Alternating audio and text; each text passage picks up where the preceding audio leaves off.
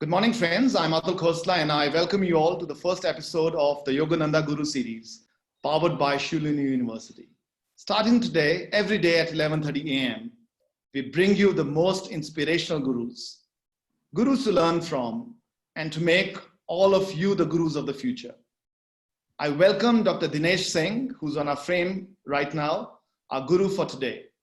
Professor Singh is an inspirational speaker, and I'm sure that he will ignite all our minds today. As a quick introduction, Professor Singh has been Vice Chancellor of the very prestigious Delhi University. He's a Padma Shri, but most importantly, he's a brilliant academician, an internationally acclaimed mathematician, and an innovation evangelist. Dr. Singh is also an honorary professor at Shoolini University, Solon. As a format, we'll have Dr. Singh speak for 25 minutes. And post that, I will encourage you to ask questions, or you can ask your questions over chat. So over to my dear friend, Dr. Dinesh Singh.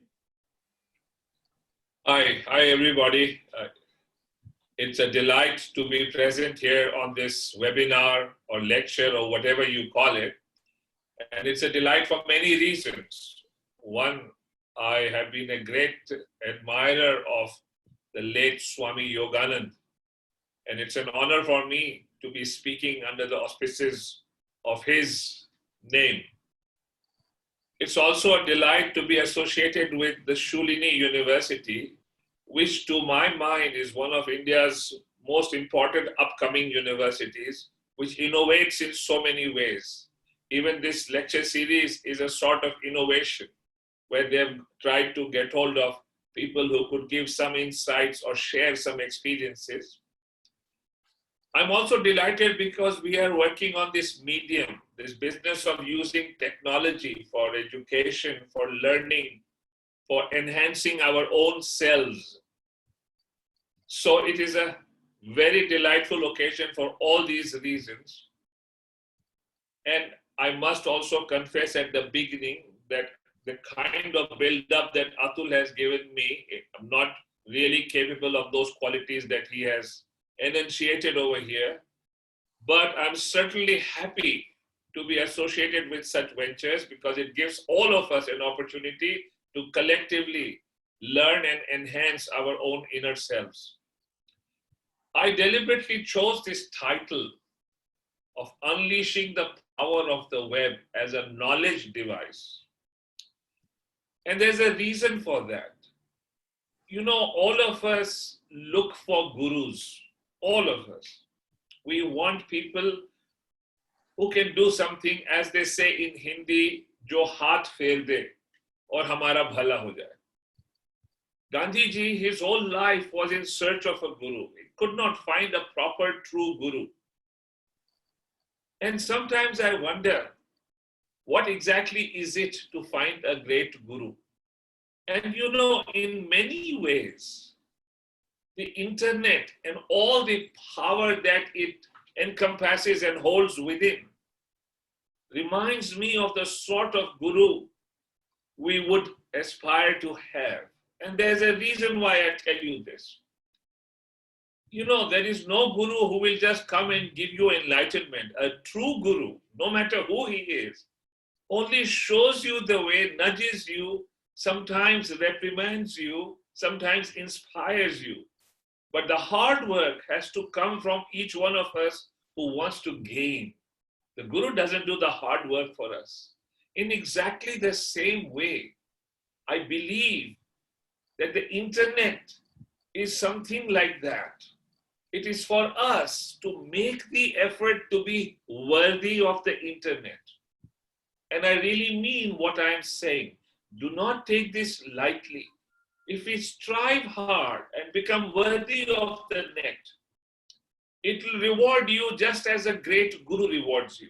So try and approach the internet, try and approach the web, try and approach technology with a positive frame of mind, but in humility. And why do I say that this is a great source of learning, a great source of enhancement? Because I have personally, in my own journey in life, benefited immensely from the web. I am a mathematician, as Atul told you, and I try and do research. And you will not believe this. I collaborate with mathematicians across the world, in Canada, in the United States, in India, in other parts. And you will be surprised to learn that I have not looked at a hard copy of a research journal for more than 10 years.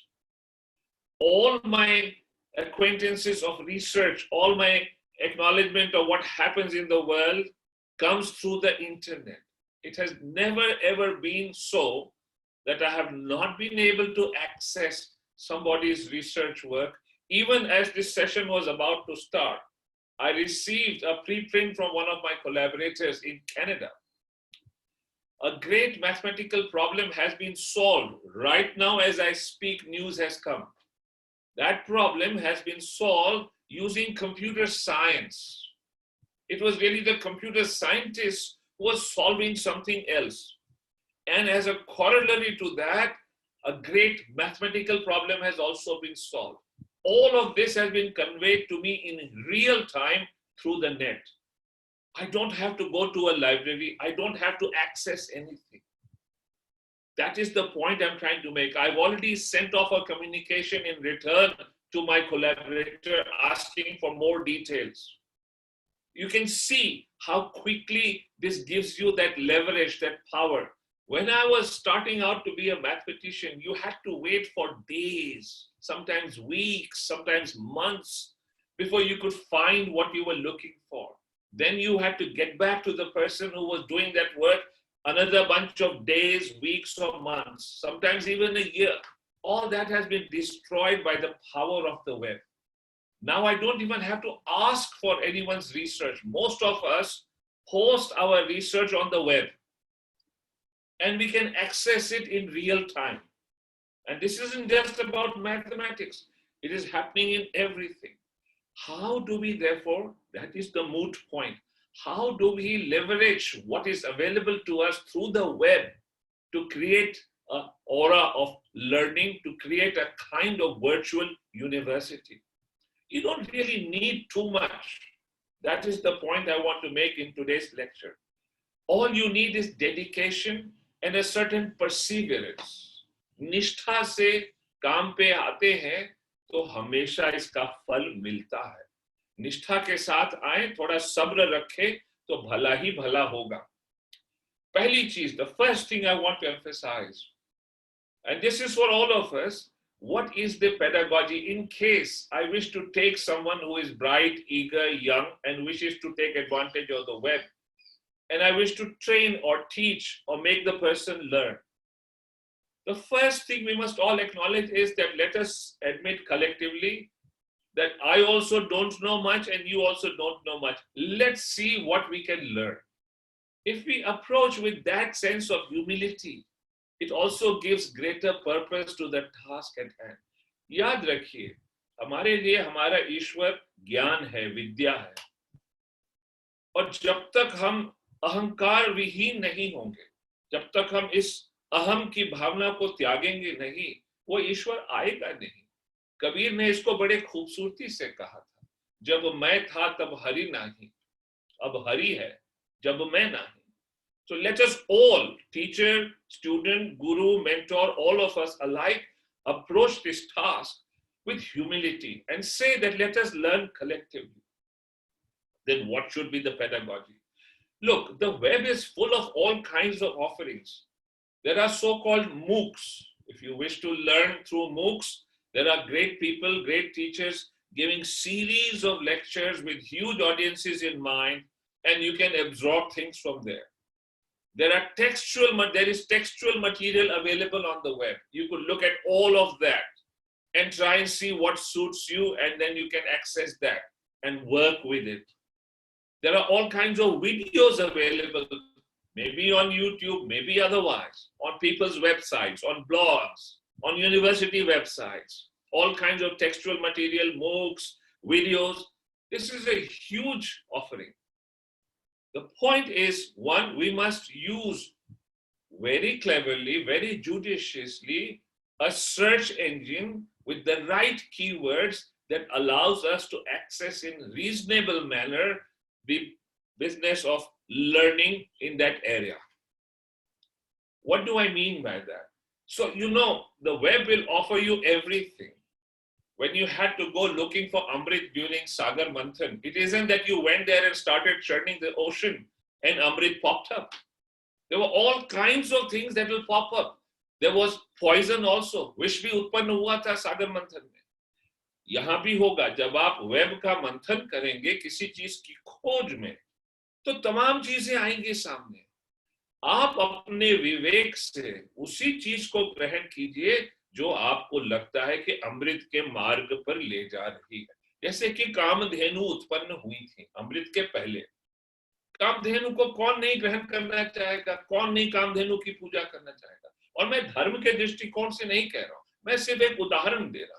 Exactly in the same way, we must use our sense of abilities to discern, to realize this is good, this is bad. And even that is a learning process. I'll give you an example. I'm a mathematician. A few days ago, I was talking to some school children about Pythagoras' theorem. And I asked them to access proofs on YouTube of this theorem. And I told them, you come back to me with these proofs and tell me what you like and which one you understood. And they realized that there were all kinds of proofs, some easy to understand, some very visual and very appealing, and some that looked so nice and enticing in terms of color, this, that. But they also learned, and I was happy, that some of these proofs did not answer the questions that we had discussed before we went looking for a proof. And one of those proofs was incorrect. So you have to be very careful. And that is a learning process. This ability to discern, to be able to be critical, to be able to find incorrect sources of knowledge, that is also a learning process. It tells you what is good, what is bad, and what to stay away from and what to be connected with. So that is a great thing that a mentor, anyone who wishes to engage with young people to make them learn through the web, must acquaint all learners with, to discern what is good, what is bad, what is right, what is incorrect. And that is a huge learning. The second thing that I want to tell you, see, knowledge is infinite. Tulsidas said it so well, Hari Ananta, Hari Katha Ananta. It will never end. So don't try and think that in some session or in a series of lectures, you're going to acquaint the person with everything. Don't try and do that. The important thing is to get people to learn how to learn. Learning is a lifelong process. Ghalib also, the great poet Ghalib, whose poetry is so spiritual, he said it so well. And he said this towards the end of his life. Jana ki kuch na jana, wa bhi ek umr mein. So remember this. It is never going to end. You're never going to be full of all the knowledge that is around. It's a lifelong process. The important thing is to learn how to learn. So I would particularly stress this with teachers, with would-be mentors, and even with learners. Do not be under this impression that I must finish so much and fill myself up with all kinds of stuff. Don't do that.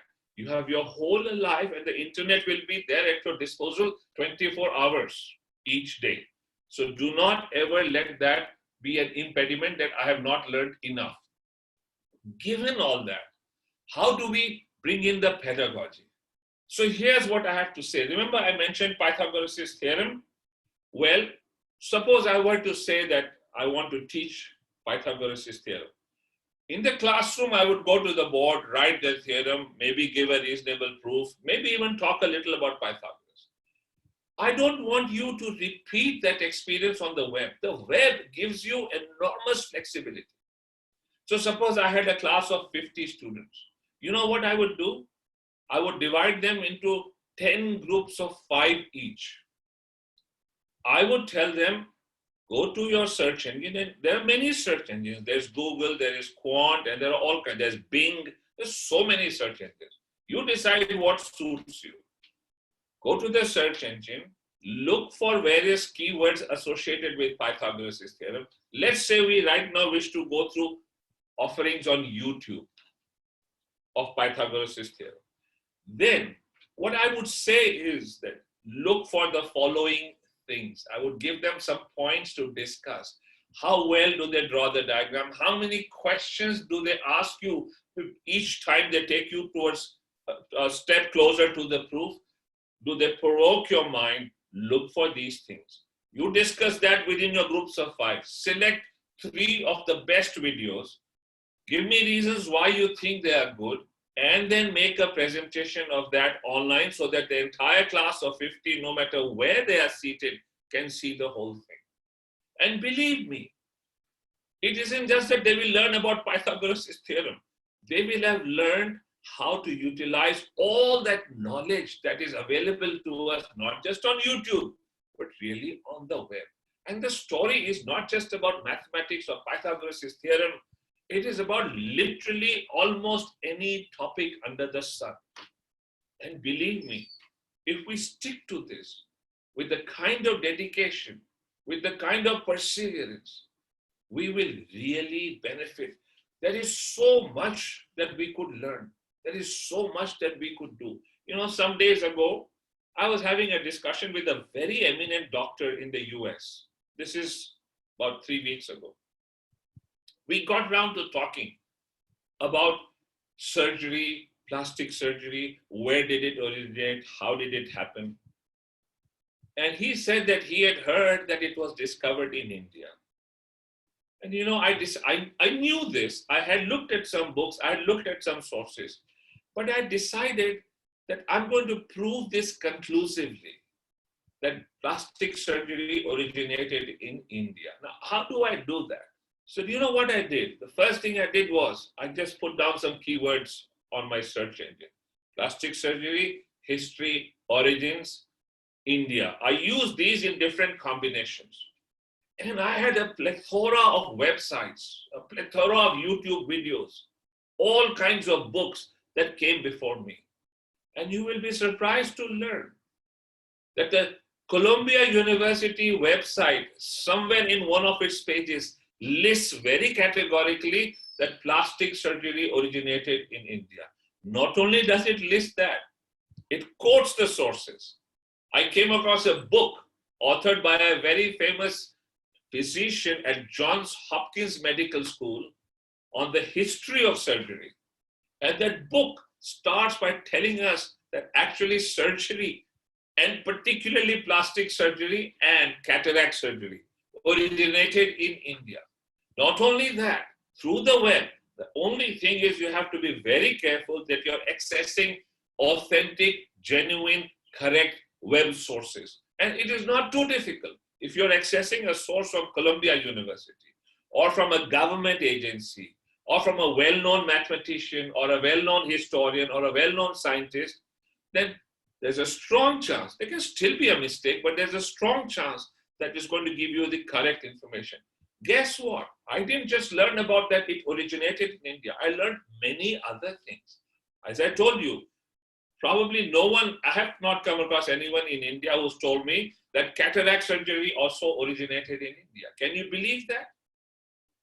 Not only that, I managed to access the implements of surgery that Charak and Shushruth used to use in India hundreds of years before the time of Jesus Christ. All of this through the web.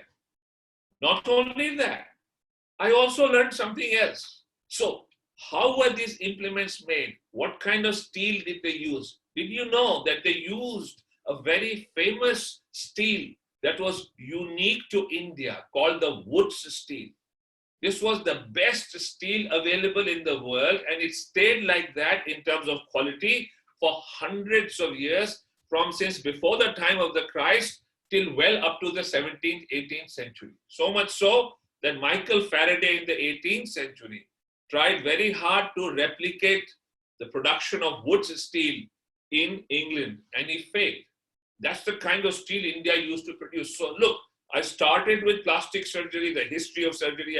I learned about cataract surgery. I looked at the implements, and here I am now with wood steel. And then something more came to my knowledge. Now here's something interesting. It also gives me an indication that metallurgy was very advanced in India from hundreds of years before the time of the Christ. If I were now to teach, say, history or metallurgy or something like that, I found there are so many sources on the web which will allow me to access. So I became interested in the wood steel after that.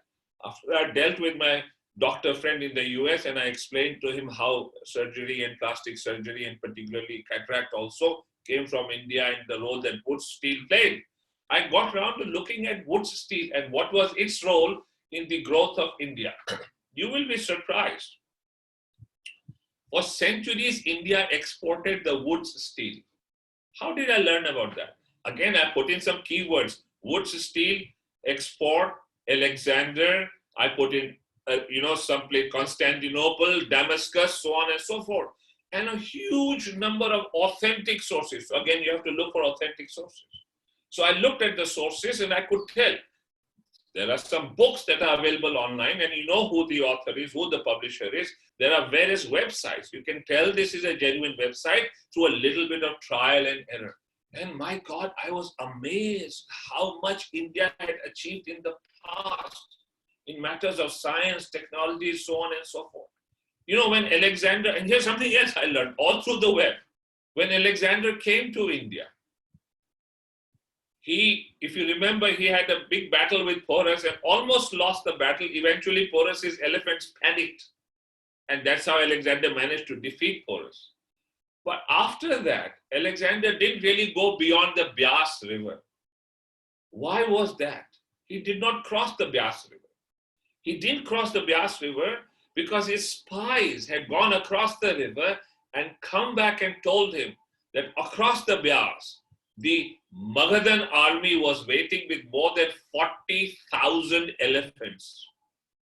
Can you beat that? There were thousands of cavalry, thousands of elephants. The Magadhan empire was huge and had never been defeated.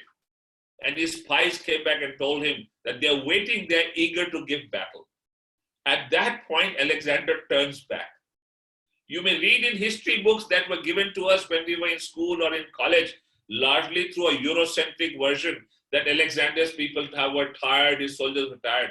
The real reason is, and you can find enough evidence again on the web through authentic sources, that the Magadhan army had amassed itself across the Beas. It was waiting for him to cross.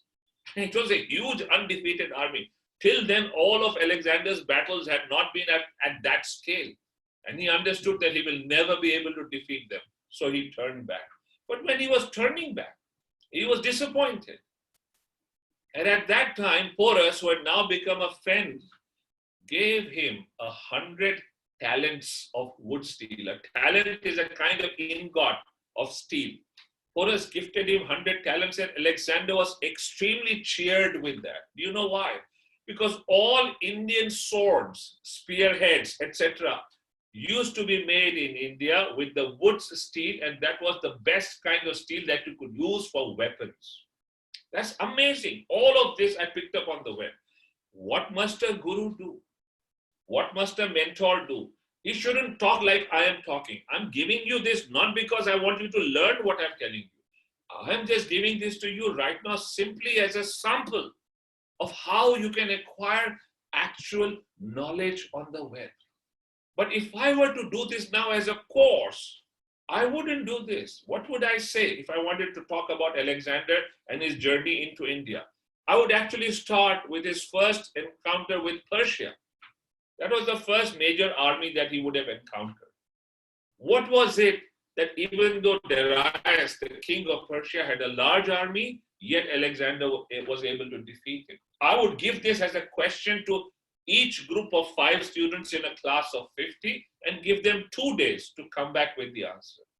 And it actually took me 2 hours to get a concrete answer through various YouTube offerings, which are excellent and authentic. I found some sources from BBC taken over by historians who collaborated with the BBC and presented how Alexander went into Persia, how he faced Darius. There's some excellent diagrams in those videos. They actually go to the physical, geographical regions where Alexander's army met with Darius's army. How exactly, what were the tactics that Alexander used, which eventually allowed him to defeat Darius. And I'm not going to say all this. I want the students to learn. And those videos explain this beautifully.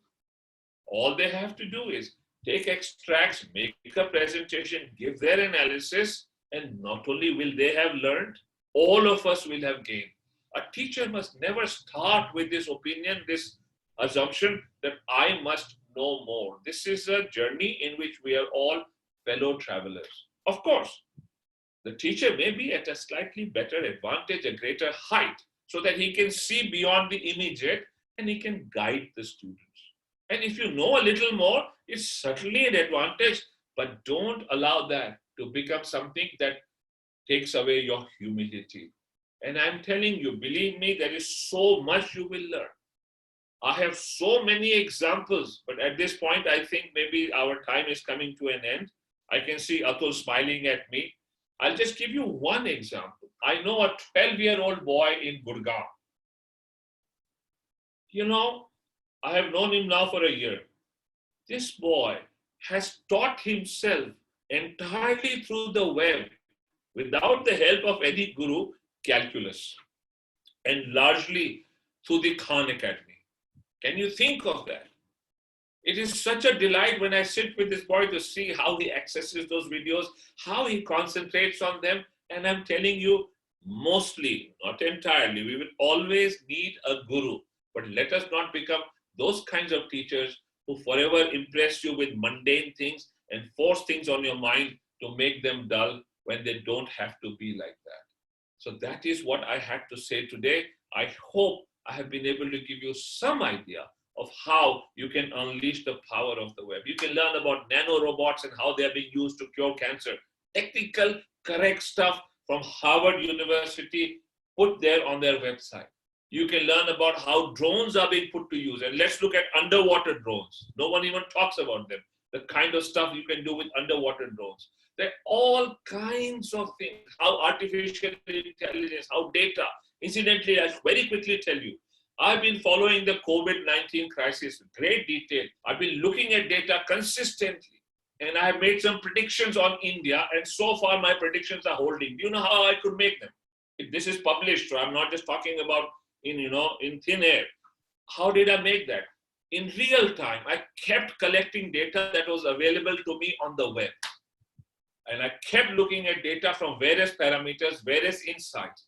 And a clear picture began to emerge on what people in what kinds of population get affected and what kind of mortality rates come in what age groups. And I could make a prediction about India. And so far, it's holding. So that's what I wanted to tell you. You can do so many things. It's an exciting world. Welcome to it. Thank you very much. Thank you, Dinesh. This was so amazing. I'll just add that, I've always wanted to bake a cake. And I somehow thought baking was very difficult. And I went to a master class on baking yesterday. And bingo, baked a cake yesterday, which Avni will tell you came out quite well. So next time you come over to Solon, I'm going to do some cooking for you, learn from the web. But we have a few questions over here. I think the first one is from Nishtha. She's asking a question to you and she says, do you think a particular stream benefits from the web more than the other? So is there a particular set of streams that you can do better than something else? For example, clearly mathematics, you're very convinced that it's something you can learn from the web. I am not so sure, Atul, because the web offers you almost everything. It offers you insights into medicine. It offers you insights into literature. By the way, I wanted to, check something out about the great Chayavad poets of India. And I went through the web. I don't look at books much now. And I found various insights about Nirala, about Pant, about Mahadevi, and how they portray women. You can do this in literature. You can do this in any subject. I don't believe that there are any biases. No. Also remember, knowledge is becoming more and more transdisciplinary. So there will be all kinds of things that are connected with each other, and you will find that it's a good balance. Okay, thanks. We have three more questions. Manju Jetka is asking, your talks are always brilliant, but don't you think the personal touch of the guru and the shishya should also be maintained? The emotional and moral support, the role playing that a guru does. Certainly, oh yes, you must. And as I said, even though Gandhiji did not find a guru, there were many people who came close to being gurus for him. One of them was Gokhale. Gandhi records that in terms of a political guru, the person who came closest to being a guru was Gokhale. And Gokhale played a role. You must have a mentor. If you can find one, nothing like it. Nothing like getting a guru who will be there by your side. But a true guru will not do the running for you. He will not do the hard work. Gokhale didn't do all the hard work. It was Gandhi. What did Gokhale tell Gandhi when he came back from South Africa? Don't speak anything. Go learn about India. Now, that's all the guru did. He didn't tell Gandhi, this is India, this is not India. And for 1 year, Gandhi traveled third class by train all across the nation.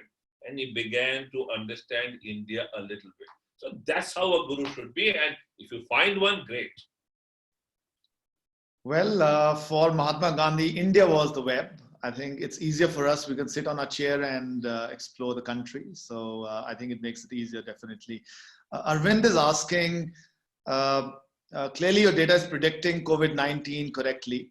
What is in store for us next? For India, is that what he means? I think he's asking India and the world.